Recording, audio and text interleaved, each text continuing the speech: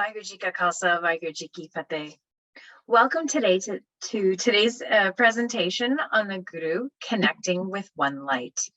We are so happy to have you joining us today from wherever you are in the world, connecting with us online. I mean, this is really the advantage of being online, that we can connect from your homes, from your living rooms, from your dining rooms. I'm in my own dining room here in Surrey, British Columbia, Canada.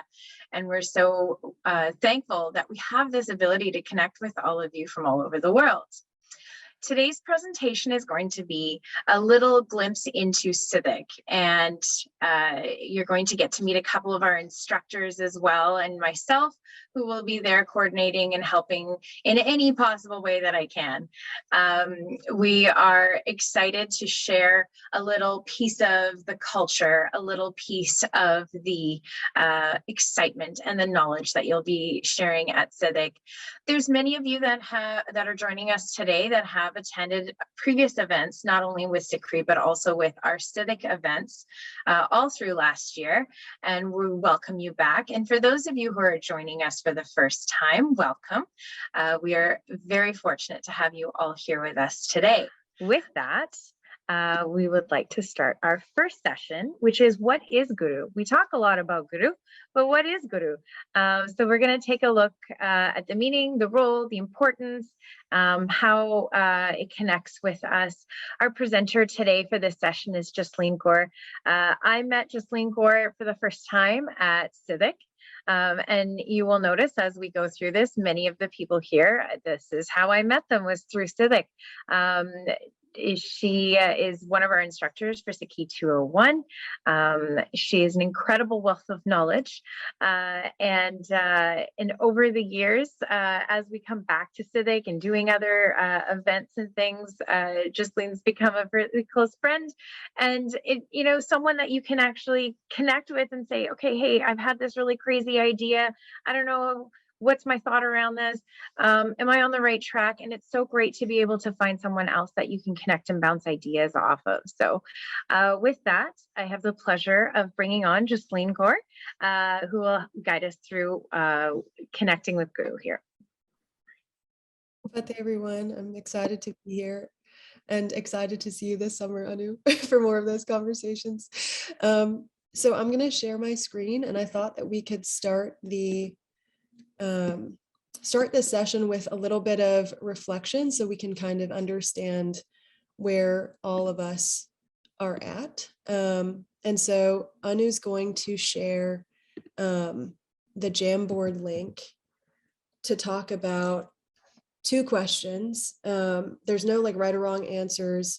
I'll also pull up the Jamboard on the screen share so we can sort of see what people are saying as we get into it. But for this personal reflection, we'd like to know what Guru is to you, because if our goal by the end of this this series of sessions is to understand how we can connect with Guru, then that means we have to understand what our kind of starting point is in that relationship, and also who Guru is. So what is Guru to you?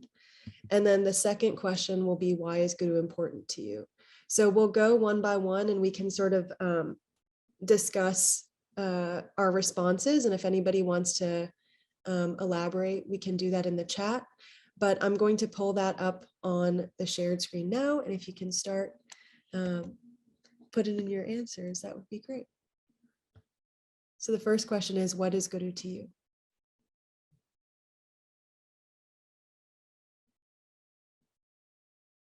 And again, no right or wrong answers. This is about your personal relationship and understanding.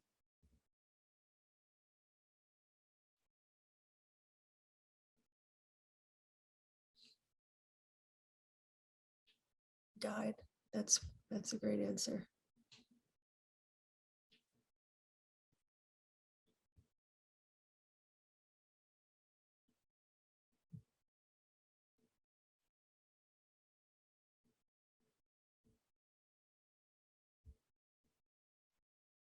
Friend. That's also a great answer. Something or someone to fall back onto.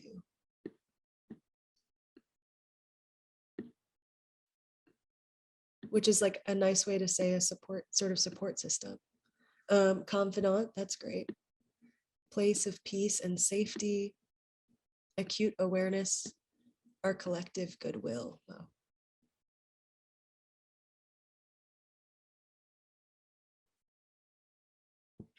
Home. Connected purpose. That's great.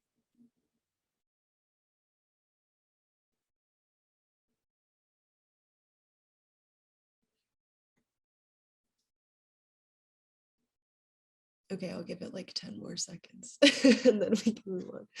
Guide in terms of conflict, doubt, confusion, and adversity. Yeah, I feel that.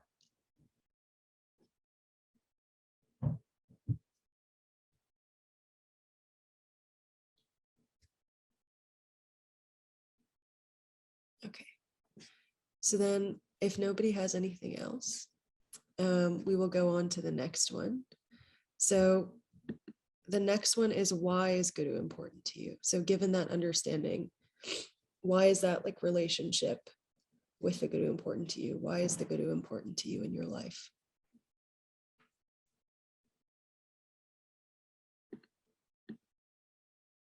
Keeps me sane. Very valid.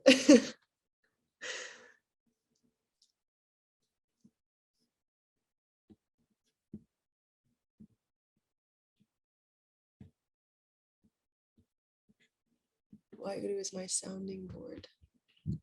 That's great. Keeps us connected. Very important. It's the higher power I lean onto when my own life feels insignificant. That's good. That's great. Connecting to a kind of vastness when you feel quite small is always helpful. Provides meaning to life. Great. Forever friend who knows everything. Reminds me to respect everyone and everything, even when it is easier to be angry with it all. That one I feel especially lately. Especially, so that's good. Keeps me anchored to the priorities of my life. Yeah, that's great. We like talk a lot about Guru as like kind of a loving sort of coach. So I think that that's a response that also resonates with me. I'm not always following what should be the priorities of my life, but the Guru's there to keep nudging. Anyone else? These are great.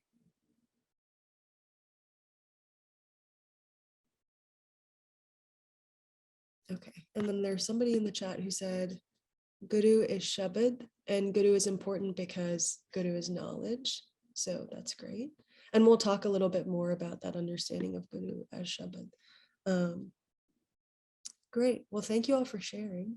And feel free to like keep thinking about these questions and like reflecting on them after we finish the sessions for today. Yeah, I would say like for me, very much like the aspects of guide, friend, and confidant are really important to me. I think I'm like a little bit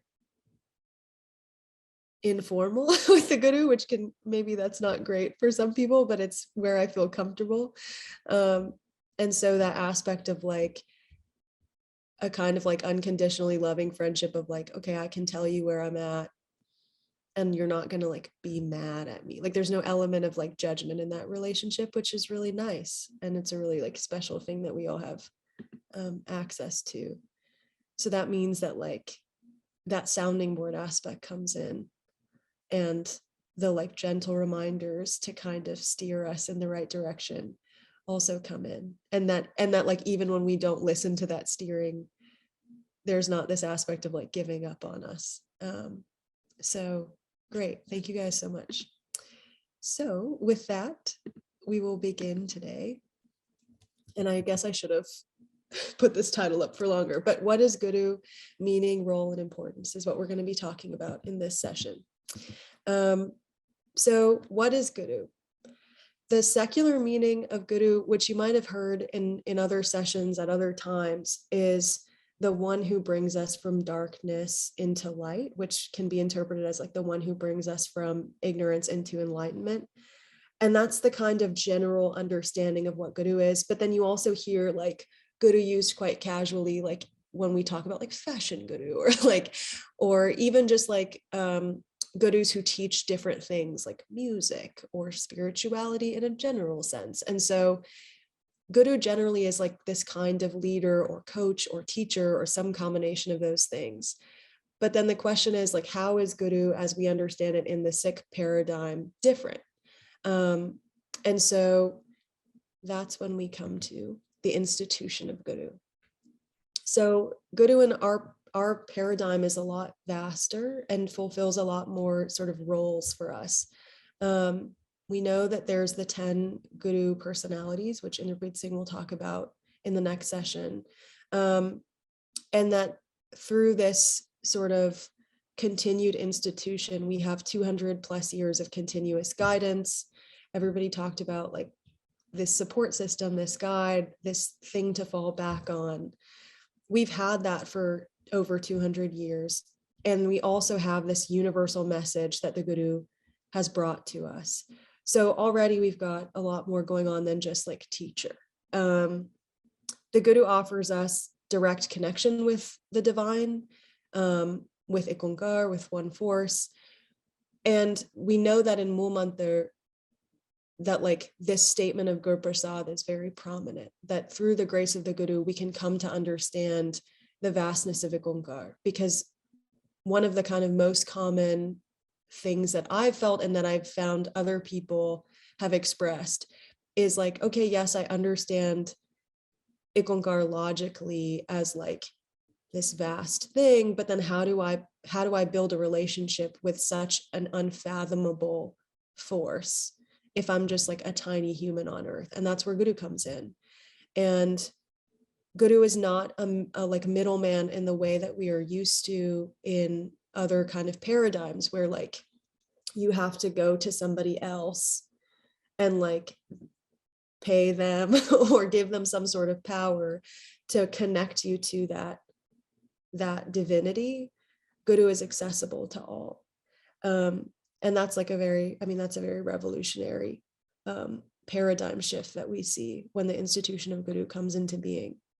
So it's through that sort of revolutionary beginning and continued revolution throughout the Guru period and beyond that we see the average person is able to be transformed socially, economically, politically, and spiritually. We are able to shift our paradigm. We're able to shift our worldview and how we see other people. We're able to dissolve binaries and othering. And that in turn shifts our behavior.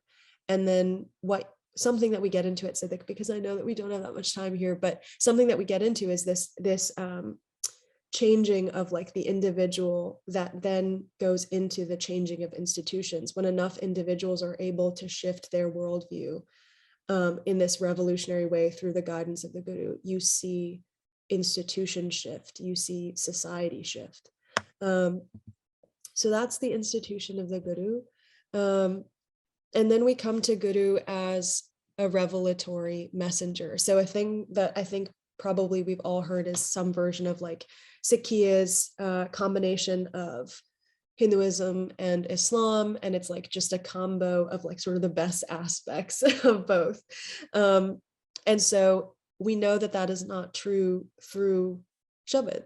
So the Guru says, "O Lalo, I express the master's message as it comes to me. I was an out-of-work minstrel when the divine employed me." So there's a clear pointing to revelation here. This isn't just like somebody studying other religions and then coming up with like a cool combo. And we know the Sakhi of Guru Nanak Sahib disappearing for 3 days in the river Bain, where he revealed the unique message that he received, that humanity is one, that there are no divisions. And so that's also part of it, that the Guru is bringing us a revelatory message that gives us a new revealed path with its own principles that are unique and that directly address other paradigms that exist, other sort of norms and understandings that exist, and challenge them. So I think that's also an important thing that I want to stress, because I do get that question a lot. And I understand where it comes from, but like this idea that like the message of the Guru, that Shabad is revelation, I think is really important. And it can actually change the way that our relationship with Shabad, I think, unfolds if we can understand that. Yeah, I think that's all I'll say about that. And then we also have Guru as the message. So somebody in the chat earlier said that Guru is Shabad, Shabad is Guru, and that's right. So we know in Sid Ghost that when the Sids asked the Guru, who is your Guru? Who do you serve? Guru Nanak Sahib's response was, Shabad is my Guru, and I serve awareness or consciousness. And you might have caught our like Sid Ghost's presentation from earlier, but something that we talked a lot about is like, yes, in this situation, it's the Sids asking Guru Nanak Sahib questions, but we also do this within our own sort of frameworks. So we might ask other Sikhs like, oh, who's like, you're a Sikh of which Guru? Sometimes people say like, oh, I'm a Sikh of Guru Nanak, or I'm a Sikh of Guru Gobind Singh. And we sort of separate out into different sort of associations because we're only thinking about the Guru personalities instead of understanding the Gurus as both humans who walked the earth and also as, one light going through time and going through the ages and continuing. And so there is this like sort of cognitive dissonance when we just look at the Gurus as individuals instead of in their sort of wholeness as the Guru, which, I think we'll get into a little bit more in this presentation and in a little bit later in the day in other presentations. But we kind of do that to clock where people are coming from and what their belief systems are. And I think the important thing is understanding Guru Nanak Sahib's response, because the Guru is saying that Shabad is his Guru. So what that means is that Shabad is also our Guru. So we have like this time period where the Gurus walked the earth, but we don't have that anymore. So if the question is, how do I form a relationship with the Guru? Then the answer is by connecting with Shabad. And so that looks like sort of embarking on the journey to understand Shabad for ourselves. And that doesn't mean you sit down and you understand it all at once. It means that you kind of engage with Shabad slowly and with great, I would say like with great care and also compassion for yourself, because I think that if the like approach to Shabad is like, I got to figure this out, then I think that you'll find yourself frustrated. But it's actually in the not fully understanding, in the not always knowing what is being said immediately, that you form a relationship with Shabad, that Shabad can work on you and sort of chisel you. And something that we talk a lot about amongst like the Sidak team and also like the larger SikhRI team is that we come back to Shabad so often and don't realize that we've been changed so much that like our understanding has shifted. It's like a thing that happens, yes, with great effort, but also in a way that's kind of sneaky or like not so obvious as it's happening. So engaging with the Guru is engaging with Shabad, and we don't need some sort of like external person to take us through that relationship. And that also means that if we're forming a relationship with Shabad and thus with Guru, that relationship is not transactional. It's not, and I'm like guilty of doing this. I'll be like really anxious and I'll do Japji Sahib and I'm like, why hasn't my anxiety gone away? I like did my part. And it's like, well, it's not like a one-to-one transactional thing that you, or like a spell that you can recite so that things kind of get fixed. It's a constant relationship and effort that allows you to shift internally and then your behaviors to shift externally. And it doesn't happen overnight. It's not, if I do this many days of like doing my 5 Bani's, then like something good will happen by this time. Like there's this tendency I think that we have, maybe not always wanting to, but it's where we sort of tend to go, of like engaging with Shabad in a transactional way. So part of forming that relationship also looks like coming out of that mindset, which also takes great effort, because we do that even in our like worldly relationships with our friends, right? Yeah, like I did this for them, they should do this for me, type of thing. So that kind of relationship is lifelong, and it changes so much over time. But it does transform us if we put in that effort. And putting in that effort requires us to be compassionate with ourselves. Yeah. So then I think we can come to Guru as revolutionary. I sort of touched on this in the beginning, but, and I think Inderpreet Singh will touch on this as he discusses the Gurus as personalities, and sort of the history of the Guru period. But the Gurus were very much agents of transformation. They broke down prevailing systems, hegemonies, conventions. They broke away from sort of the Brahminical structure that was popular at the time. So there was no language of the elite. There was no middleman to divinity. There was an active effort to utter messages in the languages of the people, which is why you have such a diverse sort of set of languages within the Guru Granth Sahib.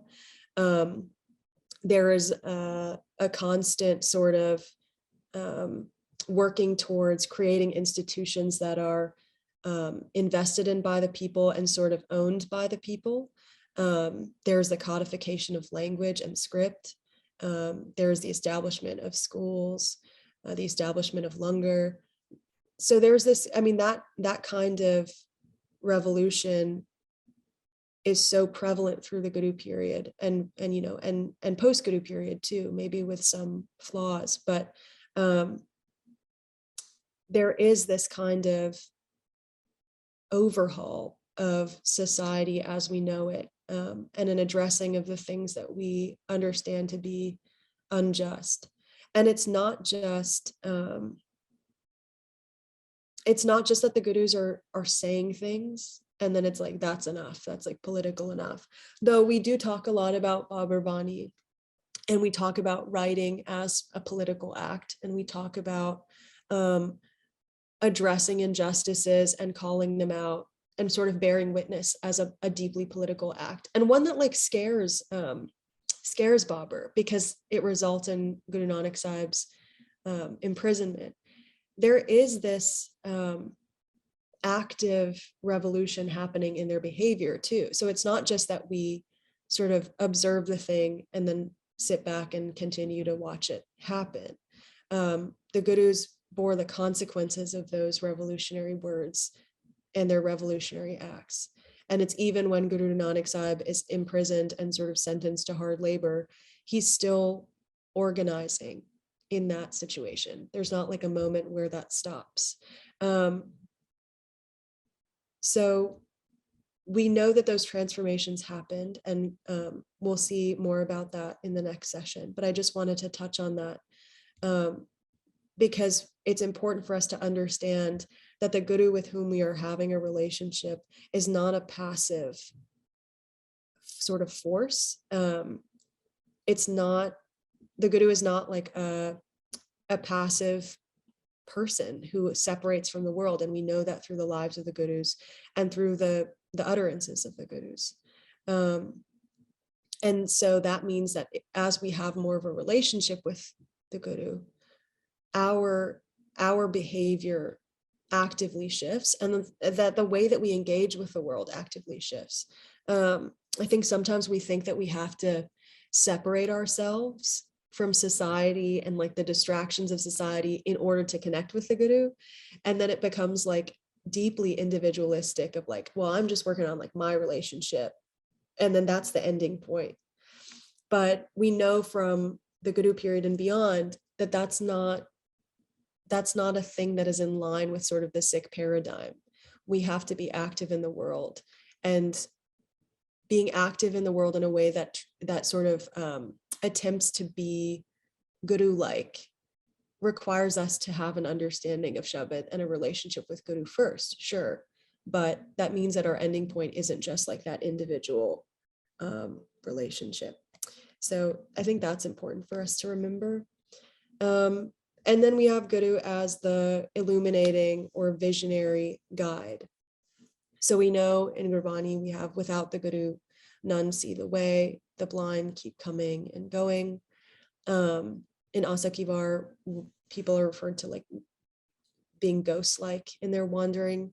And I think we see that in our own lives and in kind of collective sort of events. But the Guru has IkOankar-like qualities, we know that.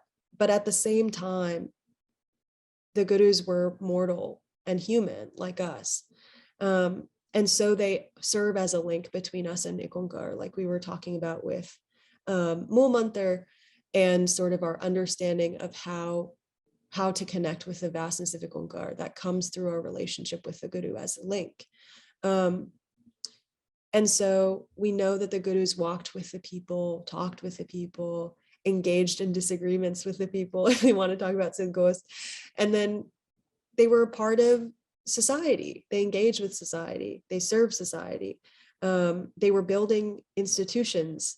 They were thinking about how to form societies that were, aware and conscious and sort of self-reliant. So they're also thinking about like economics and politics. Like this is not a let's go to the mountaintop type of relationship that the Gurus have with the like world at large. And we know that Sikhi is not based on laws and rules, but on our relationships with IkOankar and with the Guru. And so that seeker's relationship with the Guru is what can transform us into divine-like beings. And as that relationship deepens, as we sort of willingly and lovingly allow for Guru and Shabad to direct our lives and to chisel us, we will see our actions transform into becoming Guru-oriented and Shabad-oriented. And that's kind of the thing that I was talking about before, of like, you're putting in this effort and you don't always know that it's happening until you kind of check in later. I don't know how else to say that. But yeah, I mean, there's like things that are tangible, like we become more thoughtful, we become more compassionate, we become more oriented towards serving other people without this kind of transaction constantly in our minds of like, oh, I'll do this because I think it will get me something. So that's that transformation that happens over time through that relationship with the Guru. And it is a constant relationship, a constant chiseling, a constant effort. And that's why, again, I will emphasize that I do think compassion is really important. Compassion for ourselves is really important in that relationship, because there are going to be times where we don't put in the effort. And instead of sort of wasting our time beating ourselves up about it, we just have to get back to that sort of constant dialogue, that constant conversation. That door is always open. Yeah, so I think that's what I'll say about that. And then Guru as perfection. So I think we hear this a lot. Like, we know that only the Guru and the Creator are infallible, and we say a lot of the time that Guru is perfection. But I think what I want to touch on here, that I think is really I think that thing that I need reminding of a lot of the time is, yes, Guru is perfection, but also the Gurus went through human lifetimes and they didn't sort of come out into the earth as the Gurus, fully aware, fully conscious. They were people in the world who made mistakes and had flaws until they reached the point of becoming the Guru, until they put in that work and followed the command, right? So yes, the Gurus are perfection, but it's not like once they became the Guru, they forgot all of the elements of being human that are difficult, or that they forgot the things that we struggle with on a daily basis. And you find that kind of understanding and compassion for our conditions throughout Gurbani. And I know, like, we've spent the last year working on Guru Tegh Bahadur Sahib's Bani specifically, and the sort of nuanced understanding of each sort of vice or thief is so incredible to me still when I think about it, because it's so clear that, like, that's a kind of lens that so few people even have for themselves. And the Guru is like, oh no, I understand exactly, like, the nuances of what greed does to you. And I understand exactly the nuances of what, like, lust can do to you. And they're different, because sometimes we just group all the vices together and we're like, they're all kind of the same, and the antidote to them is all the same, but then we lose the nuance. So I think it's important for us to understand, yes, Guru's perfection, but that doesn't mean that Guru is far away from us, or sort of like we can't even dream of being in their vicinity or dream of entering into a relationship with the Guru. Yes, Guru is perfection, but also Guru understands what we are going through at any given time. And that's where I think your answers about the Guru as your friend and your confidant and the person or the entity on which you can lean resonate so much with me, because I think sometimes I too put a lot of distance between myself and the Guru, because I'm like, oh, I'm not even in a place where I'm allowed to engage. But no, that's a rule I've made for myself, and it's a silly rule. So instead, if we can think about Guru as perfection, as an encouraging thing, as a thing, as an idea that gives us a notion of, like, what we can become if we put in this work to become Guru-like, to become IkOankar-like, that it is possible for humans to be transformed within their lifetimes into, like, deeply virtuous and divine-like beings, then it becomes a source of inspiration instead of a source of deep sort of anxiety or, like, trepidation about even entering into that relationship. So I think, yeah, seeing Guru as the perfect model who can teach us, but also, like, in addition to being perfection, understands us in a way that maybe we don't understand ourselves in a given moment, is really helpful. And it comes back to that aspect of sort of patience and compassion in the constant chiseling, in the journey of that constant chiseling. So to recap, and I hope that this made sense, and if it didn't, please ask questions in the chat, and I'll try to chat back to you. But recapping, we know the sort of secular definition of Guru as the one who brings us from darkness into light, or ignorance into enlightenment. But the Guru in our paradigm is so much vaster than that. And that's kind of a theme, I think, of the day, is understanding the different facets of Guru. And if we can understand the different facets of Guru, both as personalities and as one light through time, continuing to guide us even now, we can start to understand how to foster a relationship with that Guru, with the Shabad, and see the sort of the results of that chiseling as we enter into that relationship, and keep that dialogue going between us and the Guru. And again, I'll just leave with one last thing, which is, like, understanding the Guru as perfection, but also as a deeply compassionate figure in our lives, I think can shift a lot of things for us. That's been the biggest learning for me over the last couple of years. So with that, I will say thank you for listening and attending.